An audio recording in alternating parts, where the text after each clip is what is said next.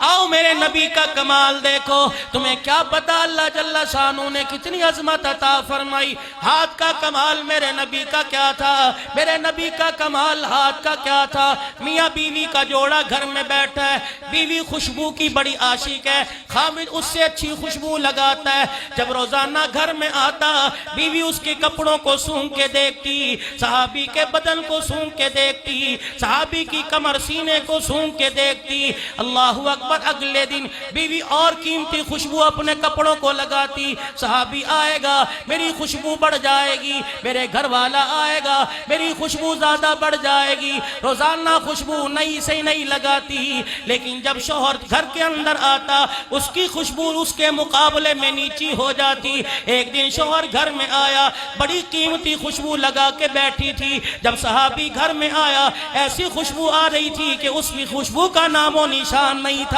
صحابیہ نے گھر والے کا ہاتھ پکڑ لیا، کہنے لگی مجھے بتا، میں نے عطر روم کا نہ چھوڑا، میں نے عطر ہند کا نہ چھوڑا، میں نے عطر چین کا نہ چھوڑا، میں نے مکہ مدینے کا نہ چھوڑا.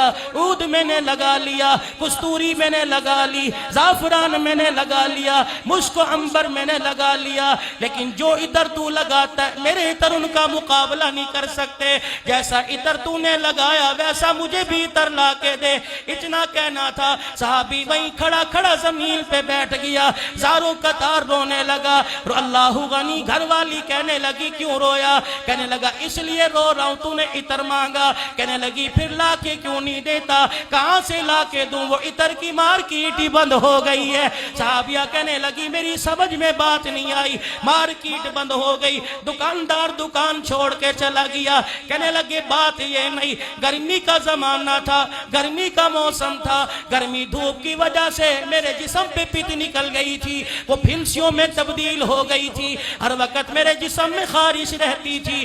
اس کی شکایت لے کے میں رسول اللہ کے پاس چلا گیا اور میں نے جا کے کہا کملی والے میرے جسم میں بڑی خارش ہے، کملی والے بتاؤ میں کیا کروں؟ رحمت والے نبی نے مجھے اپنے پاس بٹھا لیا، میرا کرتا اتار کے زمین پہ رکھ دیا، اپنے دونوں ہاتھوں میں اپنا لعاب دہن لگا لیا، پھر کچھ پڑھنا شروع کر دیا، پھر پھونک ماری، اپنے ہاتھوں کو یوں مل کے میرے سینے اور کمل پہ پڑھنا شروع کر دیا. کعبے کے رب کی قسم ہے لعاب جہاں جہاں لگ رہا تھا وہاں سے دانوں کا نشان ختم ہو رہا تھا. ایک مرتبہ نبی نے ہاتھ پھیرا، آپ پھیر کے روضہ انور میں چلے گئے. رب کعبہ کی قسم ہے یہ کسی خوشبو کا کمال نہیں، مصطفیٰ کے لعاب کا کمال ہے.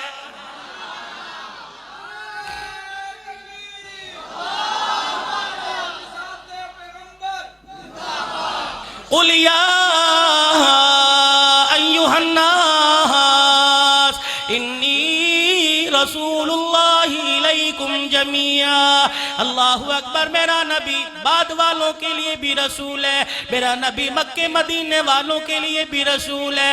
اللہ اکبر. آؤ تمہیں پھوک میں برکت بتاؤں، آؤ تمہیں ہاتھ میں برکت بتاؤں، آؤ تمہیں لعاب میں برکت بتاؤں. جناب ابو ہریرہ رضی اللہ تعالیٰ عنہ کہتے ہیں 3 غم میری زندگی میں میرے پہ ایسے آئے، دنیا کا غم ان غموں کا مقابلہ نہیں کر سکتا. ابو ہریرہ بتا تیرے پہ کون سا غم آیا؟ کہنے لگے پہلا غم میرے پہ آیا، اللہ کا نبی دنیا سے چلا گیا، اس سے بڑا غم میرے پہ کوئی نہ آیا. حضور کی جدائی میں دیواروں کے سہارے لگ کے رویا کرتے تھے، حضور کی جدائی میں دروازے کی چوکٹ پکڑ پکڑ کے رویا کرتے تھے، نبی کی جدائی میں حضور کا روزہ دیکھ دیکھ کے رویا کرتے تھے. کنڈی بجی، اما عائشہ نے دروازہ کھولا، ایک عورت اندر آ گئی، روتی ہوئی آئی.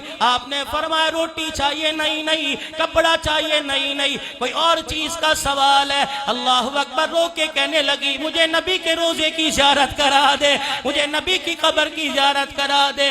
سیدہ عائشہ ہاتھ پکڑ کے حجرے مبارک میں لے گئی، حضور کی قبر کو دیکھ کے زاروں قطار رونا شروع کر دیا.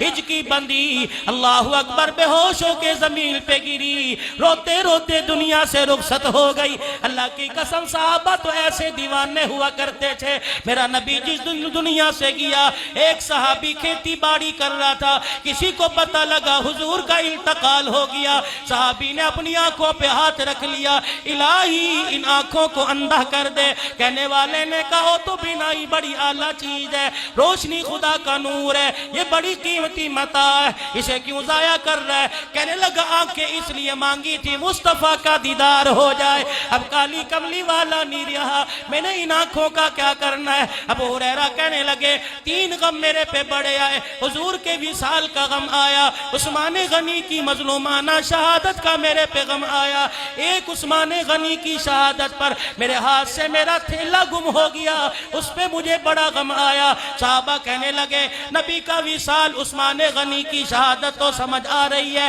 تھیلا کہا تھا، سونا چاندی رکھ رکھا تھا، رو کے کہنے لگے نہیں۔ ایک غزوے کے موقع پر امام الانبیاء صلی اللہ تعالیٰ علیہ وسلم نے ہمارے سے پوچھا کچھ کھایا؟ ہم نے کہا اللہ کے نبی ہمارے پاس کچھ ہے نہیں، نبوت والی چادر زمین پر بچھا دی، فرمایا میرے یارو جس کے پاس جو ہے لے آؤ۔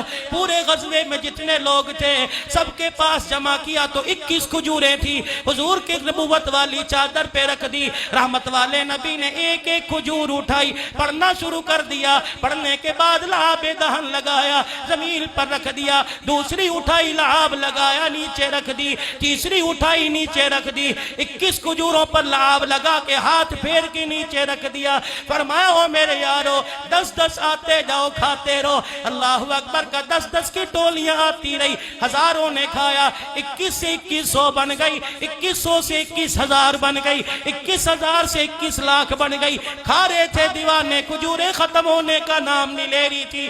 جب سب نے پیٹ بھر کے کھا لیا، حضور نے فرمایا ابو ہریرہ کوئی تھیلا لے کے آ، میں تھیلا لے کے آیا، وہ 21 کھجوریں نبوت نے اپنے ہاتھوں سے اس تھیلے میں ڈال دی، فرمایا ابو ہریرہ اب تجھے جب بھوک لگا کرے ہاتھ ڈال کے جتنی چاہے نکال لیا کر، جتنی چاہے کھا لیا کر، کھلا دیا کر، تھیلا الٹ کے نہ دیکھنا۔